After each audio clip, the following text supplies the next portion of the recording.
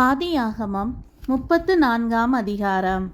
லேயாள் யாக்கோபுக்கு பெற்ற குமாரத்தியாகிய தீனாள் தேசத்து பெண்களை பார்க்க புறப்பட்டாள். அவளை ஏவியனான ஏமோரின் குமாரனும் அத்தேசத்தின் பிரபுவுமாகிய சீகேம் என்பவன் கண்டு அவளை கொண்டு போய் அவளோடே சயனித்து அவளை தீட்டுப்படுத்தினான். அவனுடைய மனம் யாக்கோபின் குமாரத்தியாகிய தீனாள் மேல் பற்றுதலாயிருந்தது. அவன் அந்த பெண்ணை நேசித்து அந்த பெண்ணின் மனதுக்கு இன்பமாய் பேசினான். சீகேம் தன் தகப்பனாகிய ஏமோரை நோக்கி, இந்த பெண்ணை எனக்கு கொள்ள வேண்டும் என்று சொன்னான். தன் குமாரத்தியாகிய தீனாளை அவன் தீட்டுப்படுத்தினதை யாக்கோபு கேள்விப்பட்டபோது அவன் குமாரர் அவனுடைய மந்தையினிடத்தில் வெளியிலே இருந்தார்கள். அவர்கள் வருமளவும் யாக்கோபு பேசாமல் இருந்தான். அத்தருணத்தில் சீகேமின் தகப்பனாகிய ஏமோர் புறப்பட்டு யாக்கோபோடே பேசும்படி அவனிடத்தில் வந்தான். யாக்கோபின் குமாரர் இந்த செய்தியை கேட்டவுடனே வெளியிலிருந்து வந்தார்கள். அவன் யாக்கோபின் குமாரத்தியோடே சயனித்து செய்யத்தகாத மதிக்கெட்ட காரியத்தை இஸ்ரவேலில் செய்ததினாலே அந்த மனிதர் மனங்கொதித்து மிகவும் கோபங்கொண்டார்கள். ஏமோர் அவர்களோடே பேசி, என் குமாரனாகிய சீகேமின் மனது உங்கள் குமாரத்தியின் மேல் பற்றுதலாயிருக்கிறது. அவளை அவனுக்கு மனைவியாக கொடுங்கள். நீங்கள் எங்களோடே சம்பந்தம் கலந்து உங்கள் குமாரத்திகளை எங்களுக்கு கொடுத்து எங்கள் குமாரத்திகளை உங்களுக்கு கொண்டு எங்களோடே வாசம் பண்ணுங்கள். தேசம் உங்கள் முன்பாக இருக்கிறது.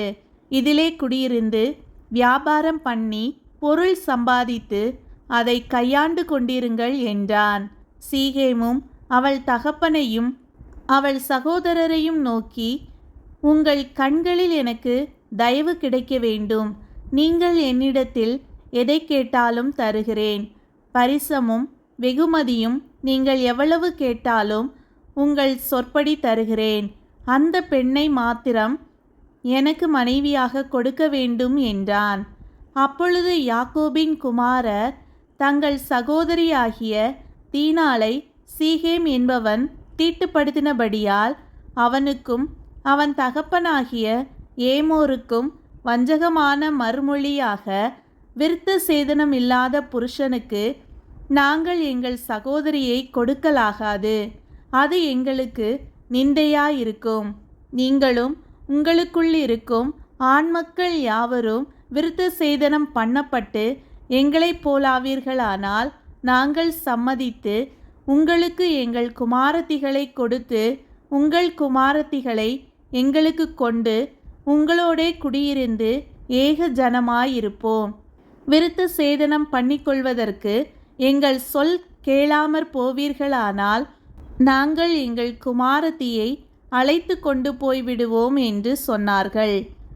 அவர்களுடைய வார்த்தைகள் ஏமோருக்கும் ஏமோரின் குமாரனாகிய சீகேமுக்கும் நலமாய் தோன்றினது.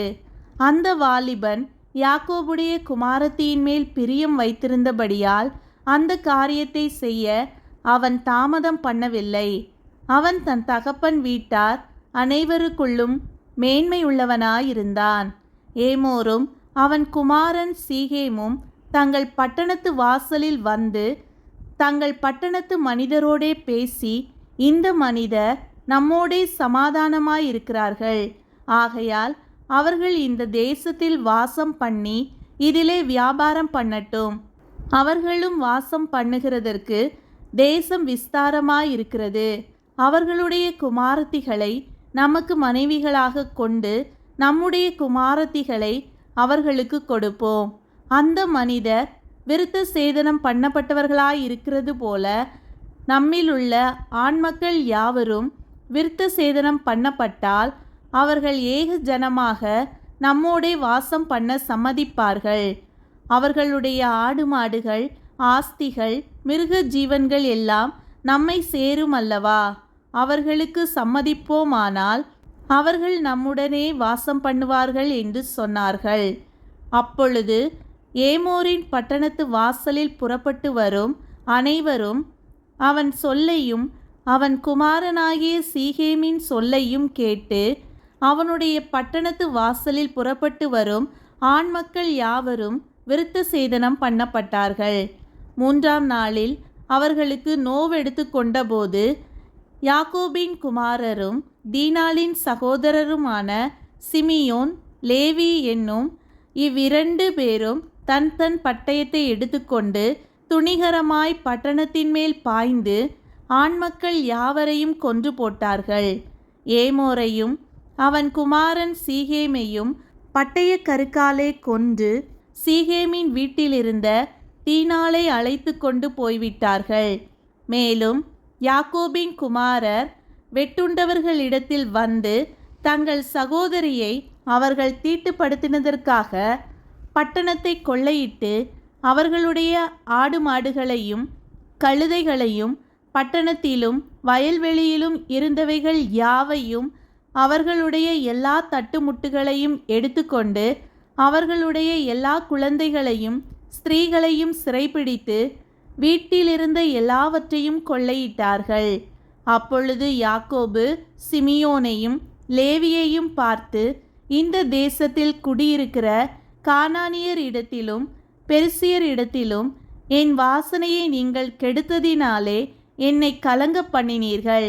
நான் கொஞ்ச ஜனமுள்ளவன், அவர்கள் எனக்கு விரோதமாய் கூட்டங்கூடி நானும் என் குடும்பமும் அழியும்படி என்னை வெட்டி போடுவார்களே என்றான்.